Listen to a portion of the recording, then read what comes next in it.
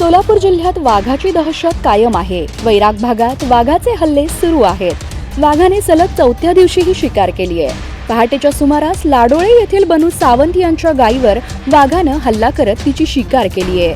मागील 4 दिवसात वाघाने 7 जनावरांवर हल्ला केलाय। यामध्ये 6 जनावरे ठार झाली आहेत, तर एका बैलाच्या पायाचे लसके तोडून वाघानं बैलाला गंभीर जखमी केलंय। वाघाचा हा धाक पाहून शेतकरी आणि ग्रामस्थ भयभीत झाले आहेत। हळदुगी गावात गुरुवारी पवन गाडेकर या ऊसतोडणी कामगाराला वाघ दिसला। त्यावेळी ऊसतोडणी कामगारांनी घाबरून शेतातून पळ काढला। महिलांनीही शेतात काम करताना वाघ दिसल्यानं दुपारच्या सुमारास शेतकाम सोडून घराकडे धूम ठोकली। मागील 4 दिवसांपासून वाघ आमच्या भागात वावरत आहे, मात्र वन विभाग फक्त पंचनामा करतोय, त्याशिवाय कोणतीही ठोस पावले उचलली जात नाहीत, असा आरोप स्थानिक नागरिकांनी केलाय। गावकरी आणि शेतकरी यांनी वाघाला त्वरित पकडावे अशी मागणी वन विभागाकडे केली आहे।